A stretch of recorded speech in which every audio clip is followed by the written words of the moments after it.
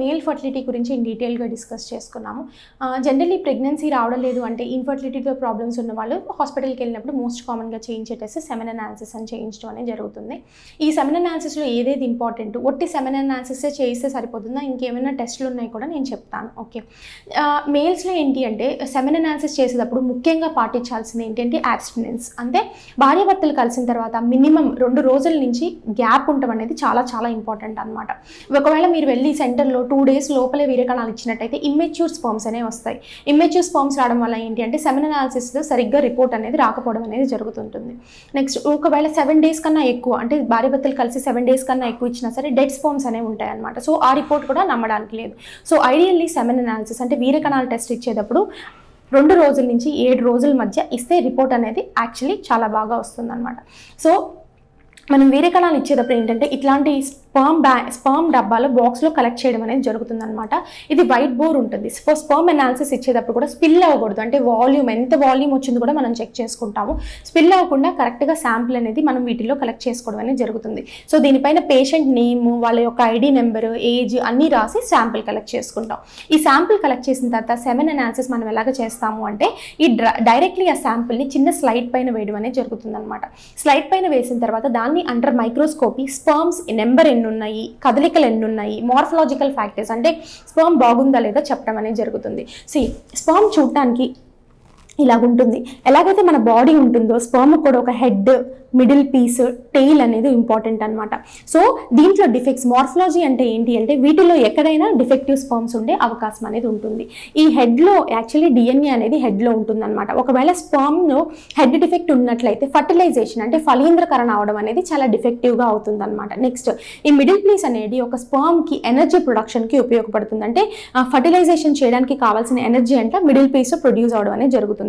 Next tail, కదలిక అంటే sperm యొక్క కదలికలు కావాలి అంటే టెయిల్ అనేది చాలా బాగుండాలన్నమాట. అంటే లెంత్ కానీ కొంతమందికి ఏంటి అంటే స్పర్మ్స్లో 2 టెయిల్స్గా కనిపించడము, లేకపోతే స్పర్మ్ టెయిల్ బ్రేక్ అయి ఉండడము, హాఫ్ టెయిల్ అయి ఉండడం జరుగుతూ ఉంటుందన్నమాట. సో ఇవన్నీ ఫ్యాక్టర్స్ని చూడటమే మార్ఫాలజీ అని చెప్తూ ఉంటాం అనమాట. జనరల్లీ మనం స్పర్మ్ అనాలిసిస్ చేసినప్పుడు కావాల్సింది 4% of morphology. Semen analysis report మీరు చదివినట్లయితే దాంట్లో ఎంత మార్ఫలాజికల్ ఫ్యాక్టర్స్ ఉండాలో కూడా రాయడం అనేది జరుగుతుంది. మినిమం 4% మార్ఫాలజీ అనేది స్పర్మ్లో ఉంటే ఏంటి అంటే ప్రెగ్నెన్సీ అవకాశం అనేది ఎక్కువ ఉంటుందన్నమాట. అలాగే motility of the sperm mainly depend, energy పైన దీనిపైన మొటిలిటీ అనేది డిపెండ్ అయి ఉంటుంది అనమాట. మొటిలిటీ అంటే ఏంటి, మన స్పర్మ్స్ మొటిలిటీ అనేది రిపోర్ట్స్లో ఇవ్వకుండా ఉంటారు అనమాట. అంటే ప్రోగ్రెసివ్ మొటిలిటీ, ఎంత స్పర్మ్ మూవ్మెంట్ అవుతుంది, ఎంత ఫాస్ట్గా మూవ్ అయ్యే స్పర్మ్ ఉంటుందో అది చాలా ఇంపార్టెంట్. ఎందుకంటే ఫాస్ట్గా మూవ్ అయ్యే స్పర్మ్ మాత్రమే ప్రెగ్నెన్సీకి ఇంపార్టెంట్ అనమాట. ఎందుకంటే ఎగ్ అనేది రిలీజ్ అయిన తర్వాత లోపల అండాశయంలోంచి రిలీజ్ అయిన తర్వాత దాని యొక్క లైఫ్ అనేది 24 అవర్స్ నుంచి 48 అవర్స్ మాత్రమే ఉంటుందన్నమాట.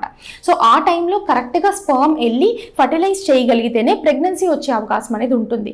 మొటిలిటీ లేని స్పర్మ్స్ అనుకోండి, భార్యాభర్తలు కలిసిన తర్వాత కరెక్ట్గా చేరు అంటే ఒక 4 డేస్ తర్వాత 5 డేస్ తర్వాత గర్భసంచిలోకి వెళ్ళినట్లయితే ఏంటి అంటే ఎగ్ ఉండదు అక్కడ, అంటే ఫర్టిలైజ్ అయ్యడానికి.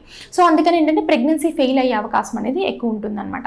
ఈ స్పర్మ్ అనాలిసిస్తో పాటు కొంతమందికి ఏంటంటే స్పర్మ్స్ చాలా తక్కువ వస్తాయి అనమాట. అలాంటి పేషెంట్స్ కూడా మనం స్పర్మ్ అనాలిసిస్ చేస్తాం. ఎట్లా అంటే వాటిని మనం స్పిన్ చేస్తాం అనమాట. ఉన్న క్వాంటిటీని తీసుకుని ఇట్లాంటి ట్యూబ్స్లో స్పిన్ చేసి ఆ స్పిన్ అయిన తర్వాత స్పర్మ్ని మనం టెస్ట్ చేయడం అనేది జరుగుతుంది. సో ఆ టెస్ట్లో కూడా ఏంటి అంటే నెంబర్ అన్ని ఇలాగే స్పర్మ్ మొటిలిటీ అనేది చూపడం అనేది జరుగుతుంది అనమాట. ఇది మోస్ట్ కామన్గా చేసే స్పర్మ్ టెస్ట్ అనమాట.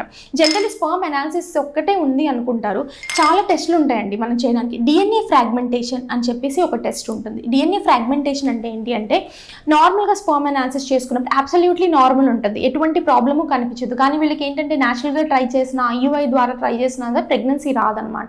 సో ఈ మధ్యకాలంలో ఏంటంటే స్పర్మ్ డిఎన్ఏ ఫ్రాగ్మెంటేషన్ టెస్ట్ అనేది కూడా మనం చాలా మందికి చేయిస్తున్నాం అనమాట. అసలు ఏంటి డిఎన్ఏ ఫ్రాగ్మెంటేషన్ టెస్ట్ అంటే ఏంటి అంటే డిఎన్ఏ జనరల్లీ డబుల్ స్ట్రాండెడ్. ఇక్కడ చూసినట్టయితే మీకు ఇలాగ స్పైరల్గా ఉన్న డిఎన్ఏ ఏదైతే ఉందో డబుల్ స్ట్రాండెడ్ ఉంటుంది, 2 స్ట్రాండ్స్ ఉంటాయి అనమాట, ఇట్లా వెళ్తా అనమాట. ఈ డిఎన్ఏ ఫ్రాగ్మెంటేషన్ అంటే ఏంటి అంటే బ్రేక్ అవుతూ ఉంటుంది. అంటే ఇప్పుడు మీరు ఇక్కడ చూసినట్లయితే 3 బ్రేక్స్గా కనిపిస్తుంది, 2 బ్రేక్స్ ఉన్నాయన్నమాట. దీన్ని డిఎన్ఏ ఫ్రాగ్మెంటేషన్ అంటారు. ఈ డిఎన్ఏ లోపము ఉండడం ద్వారా ఏంటంటే స్పర్మ్ నెంబర్లో ఎటువంటి ప్రాబ్లం ఉండదు, కదలికల్లో ఎటువంటి డిఫరెన్స్ ఉండదు, మార్ఫలాజికల్గా ఎఫెక్ట్ అవ్వదు. సో ఈ డిఎన్ఏ ఫ్రాగ్మెంటేషన్ అనేది జీనోమ్ అంటే స్పర్మ్ యొక్క డిఎన్ఏకి సంబంధించింది. కాబట్టి మనం ఏంటి అంటే ప్రెగ్నెన్సీ ఫార్మ్ అవడానికి ఐయుఐ ట్రై చేసినా సరే, కొన్నిసార్లు ఈవెన్ ఐవీఎఫ్ కూడా ఈ డిఎన్ఏ ఫ్రాగ్మెంటేషన్ అనేది ఎఫెక్ట్ చేస్తుంది అనమాట. ఎందుకంటే డిఎన్ఏ వెళ్ళి ఎగ్ యొక్క డిఎన్ఏతో కలిస్తేనే ఒక టోటల్ బేబీ అంటే ప్రెగ్నెన్సీ ఒక చిన్న ఎంబ్రియో అనేది ఫార్మ్ అవుతుంది. ఐయుఐ చేసినప్పుడు ఏంటి అంటే ఈ డిఎన్ఏ మేకప్ అనేది మనం మార్చలేమన్నమాట. సో అందుకని ఫెయిల్యూర్ అయ్యే అవకాశం అనేది ఉంటుంది. సో ఈ డిఎన్ఏ ఫ్రాగ్మెంటేషన్ టెస్ట్ చేసి డిఎన్ఏ ఫ్రాగ్మెంటేషన్ వచ్చింది అంటే మనం ఇది పర్మనెంట్గా ప్రాబ్లమా అని చెప్పి అంటూ ఉంటారు. జనరల్లీ అసలు ఎందుకు డిఎన్ఏ ఫ్రాగ్మెంటేషన్ వచ్చిందని ఫస్ట్ మనం టెస్టులు చేయించుకోవాలి. ఏమేమి టెస్టులు చేస్తే మనకు తెలుస్తుంది అని.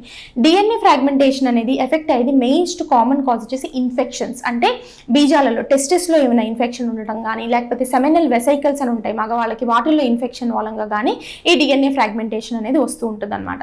సో సెమెన్ కల్చర్ సెన్సిటివిటీకి పంపించాలి. ఈ వీరకణం ఏదైతే నేను చెప్పాను కదా, శాంపుల్ తీసుకుని అనాలిసిస్ చేయడంతో పాటు దాన్ని కల్చర్ సెన్సిటివిటీ అంటే ఏమైనా బ్యాక్టీరియా కూడా ఉందా అని చెప్పి టెస్ట్ చేయించడం అనేది జరుగుతుంది. సో దాంట్లో ఏదైనా బ్యాక్టీరియా బయటపడితే మనం ఆ పర్టికులర్ ఇన్ఫెక్షన్స్కి ఇన్ అండ్ అరౌండ్ 14 డేస్ నుంచి 21 డేస్ దాకా వాళ్ళకి ట్రీట్మెంట్ ఇవ్వాల్సి వస్తుంది అనమాట.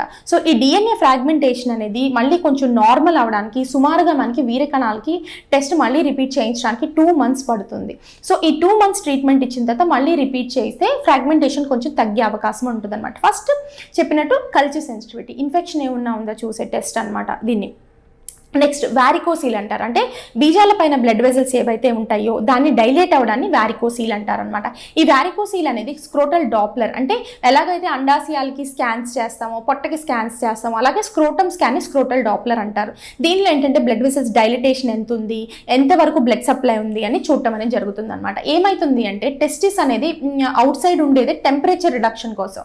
సో ఎప్పుడైతే వ్యారికోసీల్ ఉంటుందో ఏమవుతుందంటే టెంపరేచర్ ఎక్కువ అవుతుంది టెస్టిస్ చుట్టూ, దానివల్ల ఏంటి అంటే స్పర్మ్స్ ఎఫెక్ట్ అయ్యే అవకాశం అనేది ఉంటుంది. సో టెంపరేచర్ మూలంగా కూడా డిఎన్ఏ ఫ్రాగ్మెంటేషన్ అవుతుంది. నెక్స్ట్ హైడ్రోసీల్ అంటారు, ఓకే, అంటే వాటర్ కలెక్షన్ ఉంటుంది టెస్టిస్ చుట్టూ, దాని మూలంగా డిఎన్ఏ ఫ్రాగ్మెంటేషన్ ఉంటుంది. నెక్స్ట్ ఏంటి అంటే ఇంకేదైనా బాడీలో ఇన్ఫెక్షన్స్, అంటే మనకి జనరల్ ఇన్ఫెక్షన్స్ ఏమైనా వచ్చినట్టే రీసెంట్గా ఫీవర్ ఏమైనా వచ్చింది, రీసెంట్గా ఏమైనా ఇన్ఫెక్షన్ అయింది దానివల్ల, లేకపోతే ఏమైనా డ్రగ్స్ ఎక్సెసివ్ డ్రగ్స్ యూస్ చేస్తున్నారు, మనకి ఎక్కడన్నా క్యాన్సర్ ఉండడం మూలంగా వేరే డ్రగ్స్ యూస్ చేస్తున్నాము, రీసెంట్గా స్ట్రెస్ రిలేటెడ్ ఏమైనా సర్జరీ అయింది, వాటి మూలంగా కూడా డిఎన్ఏ ఫ్రాగ్మెంటేషన్ ఉంటుంది. అంటే ప్రీవియస్గా ఈ హిస్టరీ ఉన్నప్పుడు ఏంటంటే ఈ టెస్ట్ చేయకపోవడమే మంచిది. ఇన్ఫెక్షన్స్ అవన్నీ అయితే క్లియర్ చేసుకున్న తర్వాత మనకి రిపీట్ చేసుకోవచ్చు టెస్ట్ అనేది.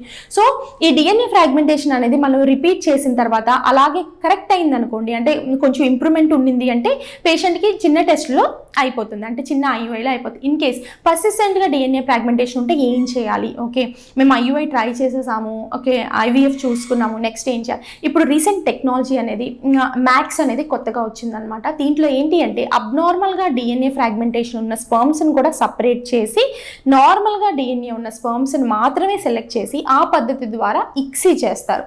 సో ఆ బేబీస్ని ఎంబ్రియో ట్రాన్స్ఫర్ చేసుకోవడం ద్వారా సక్సెస్ రేట్ అనేది ఉండే అవకాశం అనేది ఉంటుందన్నమాట. ఇవి మోస్ట్ కామన్గా చేసే మేల్ టెస్ట్, అంటే మగవాళ్ళలో ప్రాబ్లం ఉండే చేసే టెస్ట్లు అనమాట. Thank you yours.